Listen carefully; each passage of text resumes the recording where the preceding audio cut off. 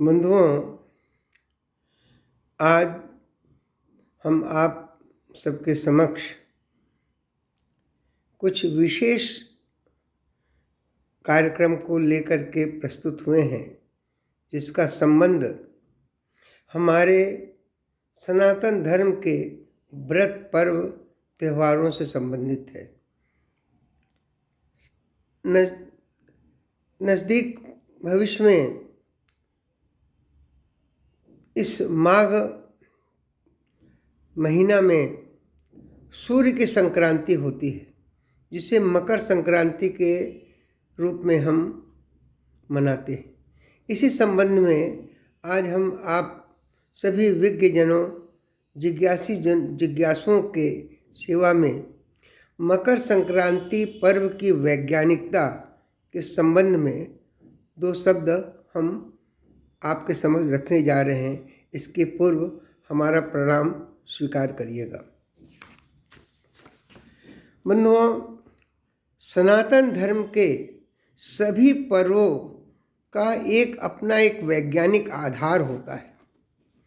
सनातन धर्म के सभी पर्व ग्रह नक्षत्रों के गति की गणना पर आधारित होते हैं, जिसका उस अवधि विशेष में एक विशिष्ट प्रभाव फलित होता है।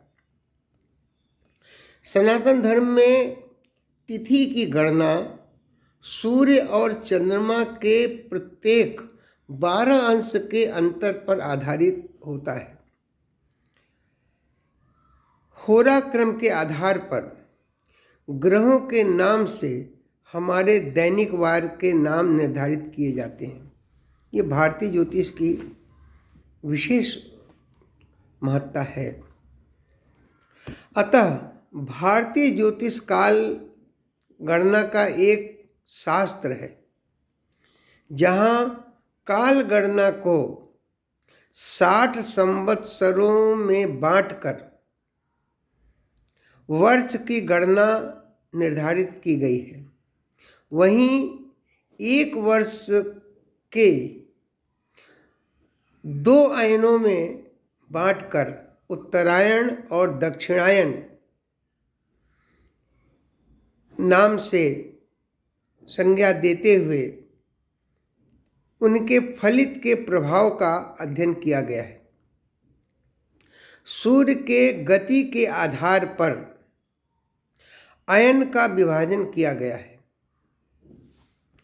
श्रावण मास से लेकर मार्गशीर्ष मास तक सूर्य दक्षिणायन होता है, दक्षिण दिशा की तरफ रहता है, और माघ मास से आषाढ़ मास तक सूर्य उत्तरायण होता है।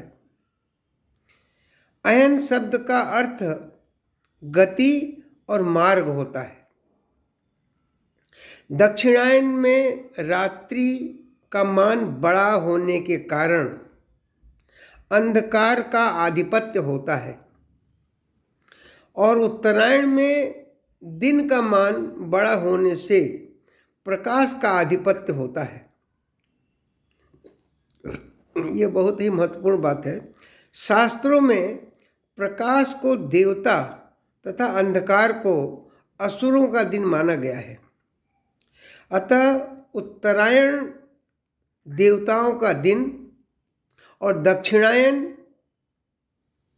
देवताओं की रात्रि मानी गई है। सूर्य जिस दिन जिस राशि में प्रवेश करता है, उस राशि से के संक्रमण में को संक्रांति काल कहते हैं। संक्रांति काल में सूर्य के प्रवेश करने के 40 घटी या 16 घंटे तक को पुण्य काल माना गया है। उसमें भी सूर्य के राशि प्रवेश से 20 घटी या 8 घंटा विशेष रूप से महत्वपूर्ण माना गया है, फलदायक माना गया है। चर्चा का विषय है मकर संक्रांति की वैज्ञानिकता अभी तक तो हमने उसके गणित पक्ष को स्पष्ट किया। मकर संक्रांति की वैज्ञानिकता का रहस्य क्या है, जिसे सनातन धर्मावलंबी पुण्य काल के रूप में मानते हैं? शास्त्रों में सूत्र आया है, यह याहा सन्निहिता नाडयस्तास्तः पुण्यात्मा स्मृता। अर्थात संक्रांति काल में स्नान करने से जातक रोगी और निर्धन नहीं होता है। तो यह सूत्र अन्य संक्रांतियों की अपेक्षा मकर संक्रांति में ही क्यों विशेष महत्व दिया गया है? इसका कारण है कि जिस अवधि में मकर राशि में सूर्य प्रवेश करता है, उस घड़ी से, उस समय से देवताओं का दिन प्रारंभ होता है, जिसकी चर्चा हम अभी पूर्व में कर चुके हैं। अर्थात मकर संक्रांति जब होती है तो देवताओं का दिन प्रारंभ होता है। इसलिए मकर संक्रांति सनातन धर्मावलंबियों के लिए अति महत्वपूर्ण काल माना गया है। यह मानसिक, शारीरिक एवं पारलौकिक रूप से मन, बुद्धि, चित्त को सतोगुणों से अभिभूत कर देता है। शारीरिक रूप से शक्ति प्रदाता तथा आध्यात्मिक रूप से 7 जन्मों के पापों को नष्ट करने वाला होता है। शास्त्रों में कहा है, यतो धर्मस्य ततो जयः। अतः हम धर्म का पालन करेंगे तो धर्म हमारी रक्षा करेगा। इस प्रमाण को मकर संक्रांति पर्व सिद्ध करता है।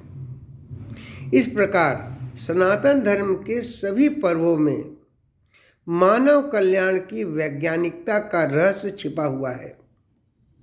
अतः इसे जानकर, समझकर अपने मन, बुद्धि, चित्त के साथ प्रसन्नतापूर्वक इस पर्व को मनाना चाहिए। मकर संक्रांति संपूर्ण भारत में विभिन्न नामों से जाना जाता है।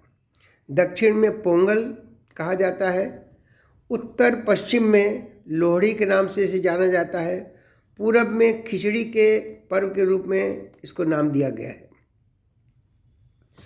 सूर्य का मकर राशि में प्रवेश इस बार दिनांक 14 जनवरी 2023 को रात्रि में 3:01 में प्रारंभ हो रहा है प्रवेश। इस पुण्य काल का प्रवेश काल से 16 घंटे तक माना गया है। अतः 15 जनवरी को सूर्योदय से सूर्यास्त तक इस पुण्य काल का लाभ प्राप्त किया जा सकता है। इस पुण्य काल में तिल का दान, वस्त्र का दान विशेष फलदायक होता है। अतः बंधुओं, आप सभी से यह निवेदन है कि सनातन धर्म के इस प्राकृतिक वैज्ञानिक रहस्य को समझते हुए, इसके फल की प्राप्ति के करते हुए इसका लाभ उठावे। इन्हीं शब्दों के साथ मैं अपना आज का यह कार्यक्रम समाप्त करता हूँ। सभी को पुनः प्रणाम।